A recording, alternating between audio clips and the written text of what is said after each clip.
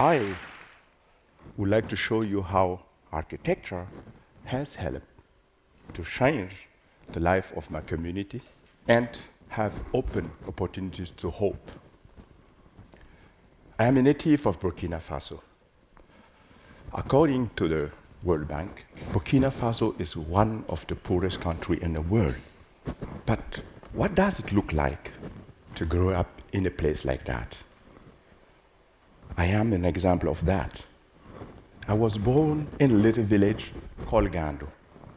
In Gando, there was no electricity, no access to clean drinking water, and no school. But my father wanted me to learn how to read and write. For this reason, I have to leave my family when I was 7 and to stay in a city far away from my village with no contact to my family. In this place, I sat in a class like that with more than 150 other kids, and for 6 years.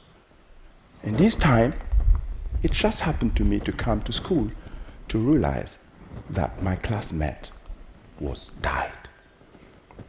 Today, not so much has changed. There is still no electricity in my village. People still die in Burkina Faso, and access to clean drinking water is still a big problem.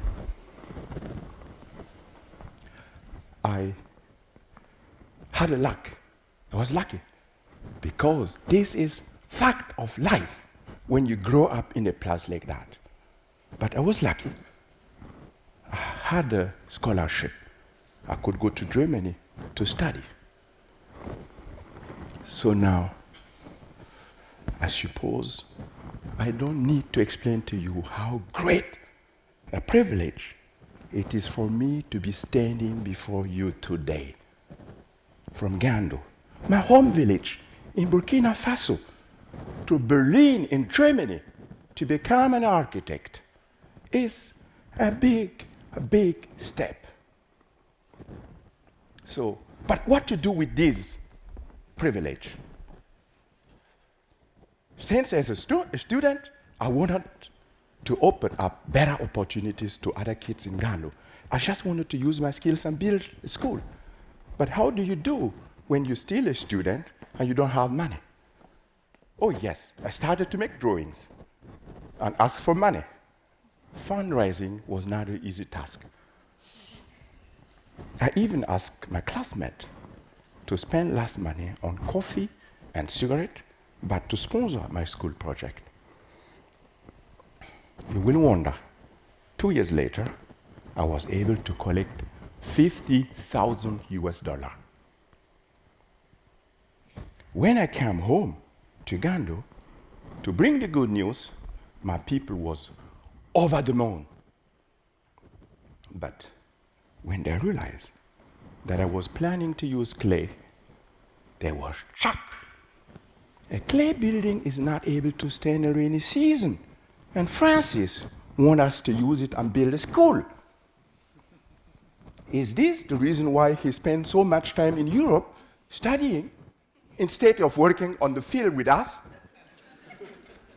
My people build all the time with clay, but they don't see any innovation with mud.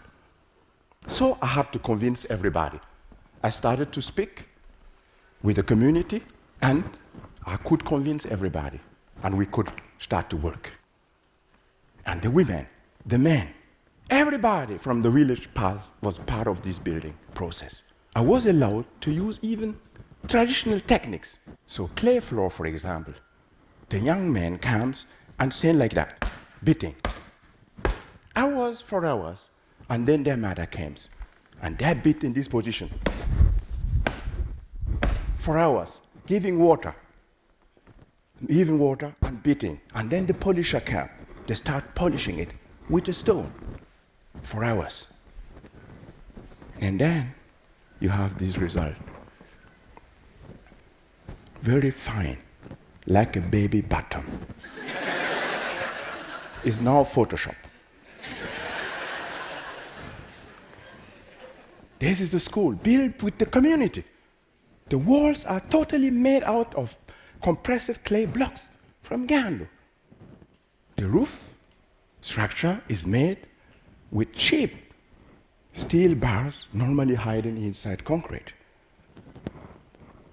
In the classroom, the ceiling is made out of both of them used together.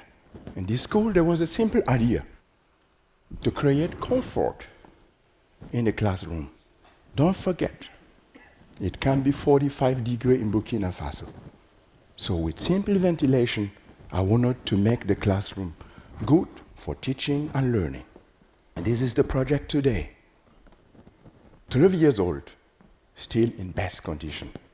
And the kids, they love it. And for me and my community, this project was a huge success. It has opened up opportunities to do more projects in Ghana. So I could do a lot of projects, and here I'm going to share with you only 3 of them. But the first one is the school extension, of course.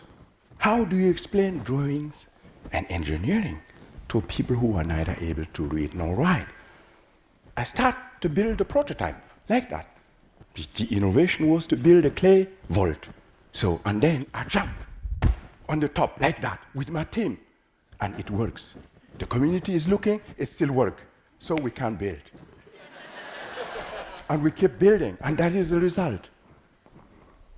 The kids are happy, and they love it. The community is very proud. We made it. And even animals, like these donkeys, loves our buildings. The next project is the library in Ghana. As you know, we try to introduce different ideas in our buildings, but we often don't have so much material. Something we have in Gandu are clay pots. We wanted to use them to create openings. So we just bring them, like you can see, to the building site. We start cut them, and then we place them on the top of the roof before we pour the concrete, and you have this result. The openings are letting the hot air out and light in. Very simple. My most recent project in Gandu is a high school project. I would like to share with you this. The innovation in this project is to cast mud, like you will cast concrete. How do you cast mud? We start making a lot of models, like you can see, and when everything is ready, when you know what is the best recipe and the best form, you start working with the community. And sometimes I can leave. They will do it themselves. I came to speak to you like that. Another factor in Gandu is rain. When the rains come, we hurry up to protect our fragile walls against the rain. Don't confound with Christo and Jean-Claude. It is simply how we protect our walls. The rain in Burkina comes very fast. And after that, you have flood everywhere in the country. But for us, the rain is good. It brings sand and gravel to the river. We need to use to build. We just wait the rain to go. We take the sand, we mix them with clay, and we keep building. That is it. The Gandu project was always connected to training the people, because I just wanted one day, when I fall down and die, that at least one person from Gandu keep doing this work. But you will be surprised, I'm still alive. And my people now can use their skills to earn money themselves. Usually, for a young man from Gandu to earn money, you have to leave the country to the city, sometimes leave the country, and some never come back, making the community weaker. But now, they can stay in the country and work on different building sites and earn money to feed their family. It's a new quality in this work. Yes, you know it. I have won a lot of awards through this work. For sure, it has opened opportunities. I have become myself known.